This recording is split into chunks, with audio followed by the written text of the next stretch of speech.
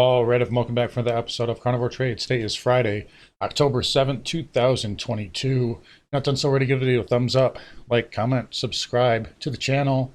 Come find me on carnivoretrades.com for swing trading alerts and analysis.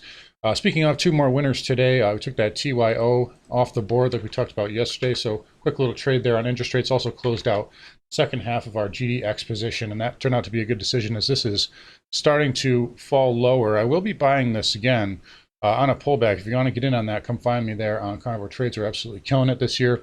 Also, Intel, that exit that we had on Intel yesterday looked really good, as that is down now 5% and basically testing 52-week lows here. Anyways, as far as the market is concerned, so we talked about this earlier over the weekend. I said, look, we're going to have an early week bounce, technical bounce. Markets do oversold. A lot of this was end of quarter stuff going on here. We got that, and now we're rolling over. So this is, we're now in what I would call probably we're getting into the last phase of this particular stage of the bear market, if you ask me. And what I think that means is we're headed to about 320, 340, 340 minimum, but 320 would be overshoot, panic, stuff like that on the SPY. So that brings you back to pre-pandemic highs. For the triple Qs, I've got about 230 penciled in, which is, again, right around that pre-pandemic high there as well. And, you know, I know it seems like a long way down, but we came from 330 here to, 270 in the last month and a half. So it's not really out of the question that we can't do that in the next, 3 to 4 weeks here on the market. That's kind of been my target here for a while, and it's now starting to play out. I mean, you can see clearly here today, there's really no saving it. It's a clear 20 MA rejection. The last two times we had that, we've had significant sell-offs. I mean, this from here to here, 330 to 290, that was a 40-point sell. For 311, down to 270, another 40-point sell. So you figure, 285, it brings you about to, 245, 240, somewhere in that area. And then maybe some overshoot again. There's always that possibility because this right here is not panic. Let's be clear on that. Let's take a look at the VIX. VIX is bidding up. It's only up 4.5% though.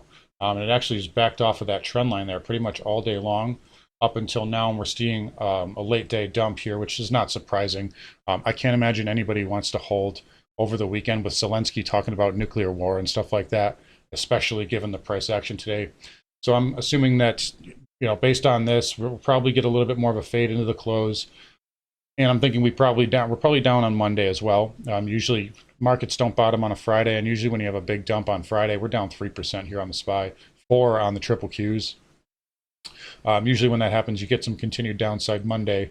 And then you could maybe talk about like a turnaround Tuesday or a little bit of a pause, maybe into Wednesday. We have the CPI number on Thursday next week. So that will obviously be market moving, could be a catalyst for another push down.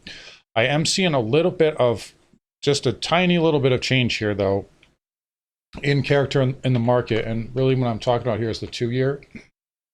Excuse me. So the 2-year is down 11 basis points here, and it is breaking that bear flag channel that we talked about yesterday. But if you take a look at the 2-year here, it's still well off the lows of the day, and it still really hasn't even made new lows. It's starting to drip lower now as we get closer to the the 4 p.m. here, but it's not at new 52-week lows. It's not crashing like the SPY is. This is a big red beatdown candle, right? Down 3% on the day, and the 2-year is actually kind of holding up a little bit. The 10-year, it got a nice little bid off that. I had that buy signal on there. That worked out really well for us. Very stress-free trade, easy money there. And it's had a nice pop today, up 1.5 on the 10-year yield, but it's not like it's ripping through the highs or making new highs. And the TYX, the 30-year, it did make new highs, but it pulled back off of that.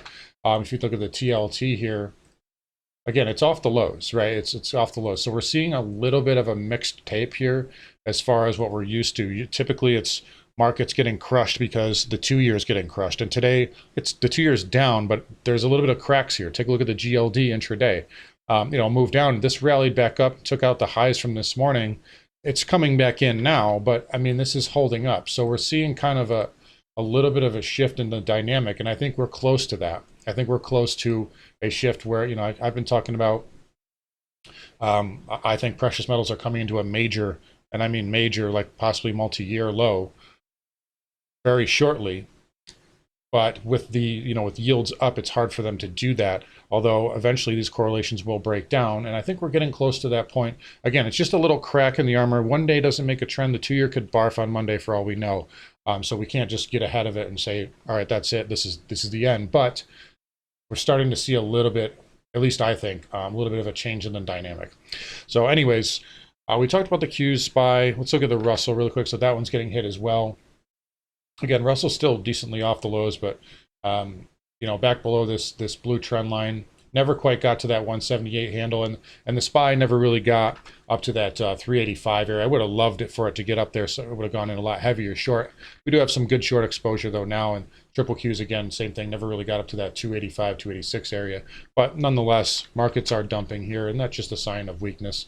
But yeah, Russell 2000 coming in just like everything else, down 3.2%, and the Dow down the least, which makes sense. It's more of a safety play. It's 30 blue chip stocks, so down only 2.5%, but getting hit pretty hard as well. Again, see that 20 moving average rejection on the daily, pretty much clear as day there.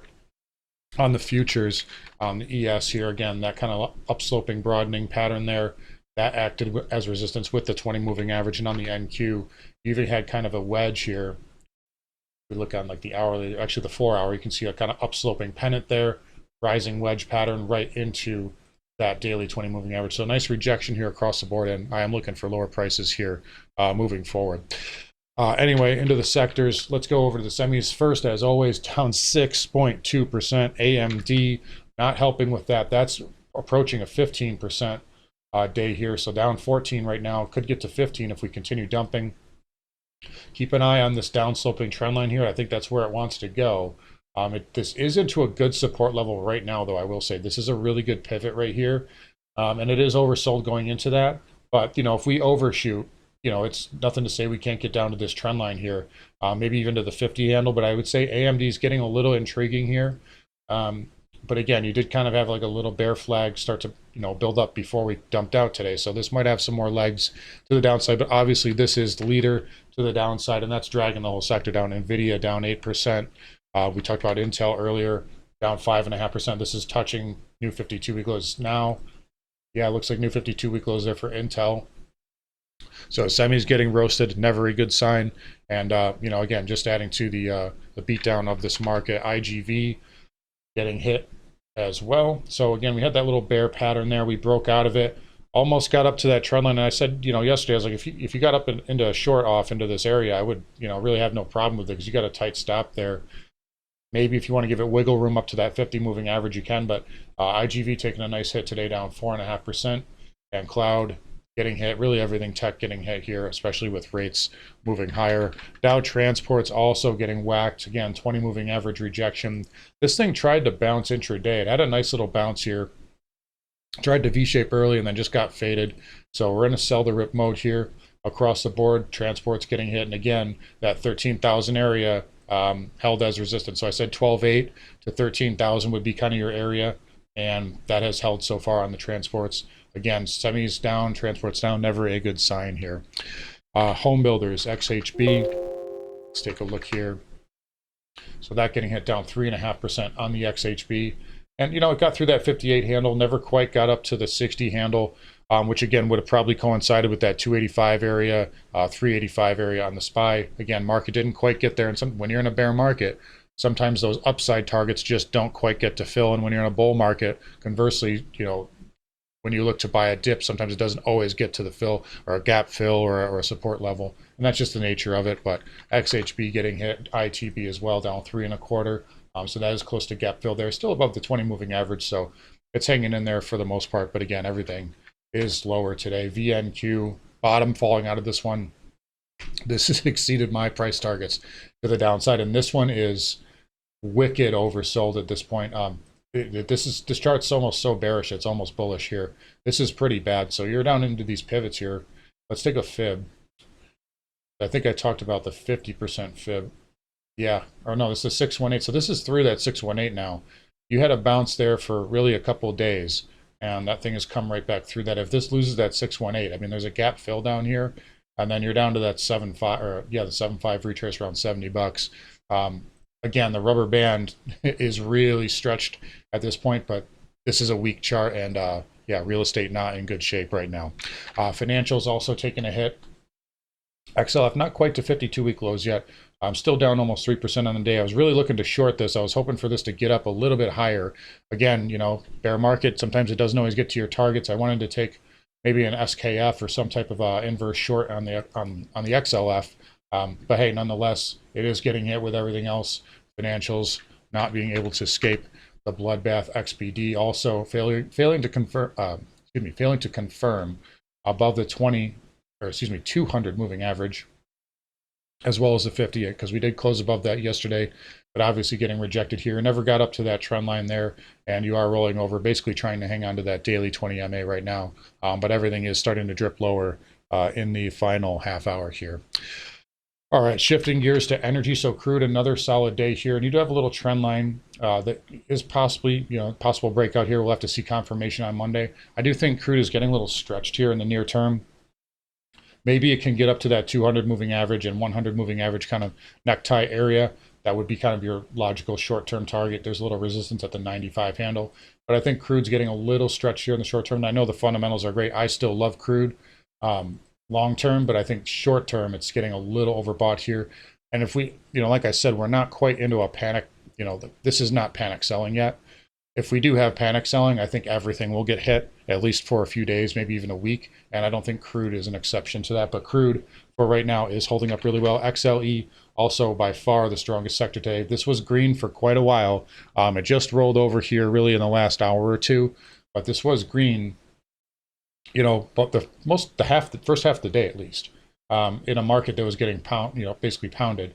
But again, that trend line, so no confirmation above that trend line. We had a possible fake breakout there on the XLE.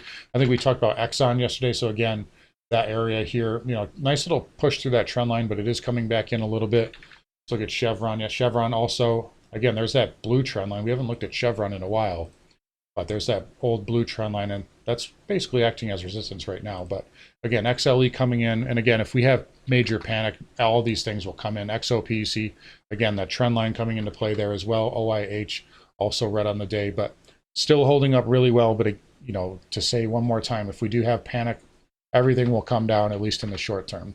Nat gas also kind of just hanging in there, really marching to the beat of its own drum. Let's get rid of this pennant here, because I don't even think that matters at this point. Really what matters right now is that you have bearish consolidation. You have sideways action after a down move. So I do think nat gas has one flush. And again, that 550 area is what I'm looking at on the downside for a buy there on natty. Dollar index up as you'd expect here, up 0.5%. And didn't quite get down to that 109.50 area. But again, that's just the nature of the beast. It ended up holding the 110 handle, and it's getting a nice push. So we'll see if it can push up back to that upper trend line here in the coming days or weeks. But dollar index holding up as well. And gold here, we talked about that a little bit earlier. And again, gold is down, but it's not down as much as you'd think with the dollar, you know, up. And again, a little bit of a kind of dynamic shift maybe coming on into play here. But we'll have to see a little bit more. One day doesn't make a trend, but so far this is just a nice up move and a pullback pattern on gold. We'll have to continue to watch that and see if that develops. Silver, same kind of thing. It is getting hit, but it's holding that daily 100. Again, I wouldn't rule out a little bit more downside here, but it's holding up well. The precious metals are hanging in there. Platinum still struggling with this trend line, but this can still come in and make a higher low and push through that. So again, we'll be watching for that in the coming days. But precious metals, really hard assets right now are the strongest sectors. You know, energy, precious metals, that type of thing. And I think there's going to be a flight into hard assets here in the near future. And I think it's already kind of started to a smaller degree here. Palladium here down 4% as well. So again, unable to get back above that level. But again, a higher low can bring you back up through that. So nothing terrible there on the chart. And then copper as well. Again, we talked about the possibility of a pullback and a higher low. That is certainly in play, but we'll have to see a little bit more, and we'll have to see if it can put in that pivot here in the coming days. All right, lastly, Bitcoin. So Bitcoin unable to confirm above this trend line, and it's bordering on a rollover here. So again, nothing's really changed. You don't have a confirmed breakout, maybe even a fake breakout at this point. But again, the weekly is the dominant pattern, and that weekly and monthly is still bearish inside bar. So that's really what we're watching here on Bitcoin. Is there a chance it could, reverse that and push higher? Yeah, absolutely. But with the equity markets under this much pressure, I'd be a little surprised if it did that. I know Bitcoin's kind of trading on, it's trading on its own time right now, but this market just does not seem like it has any sort of risk appetite, at least not right now. Anyways, let's get back over to the spiders. Market's closing in about 20 minutes here. We're coming a little bit off the lows here, so nice little pop there. Yeah, nice little defense there. Good volume on that, so we might get a little bit of a bid here into the close. Maybe the PPT showed up on a Friday, but either way, if you ask me, it's too little too late. If they were going to save this, it would have had to have been done by 10, 11 a.m. at the very latest. They wouldn't have waited this long to actually pop this up, but you are getting, a little bit of some, maybe even short covering here. We did just break the June lows, so again, that may be a little bit of short covering going on, but overall, moving forward, I don't think it amounts to a hill of beans in the grand scheme of things. I think we're going to go down to that pre-pandemic high and possibly a little bit lower here in the coming weeks. Anyways, guys, going to wrap it up here. You guys take care. Come find me on carnivoretrades.com. I'll talk to you guys all next week.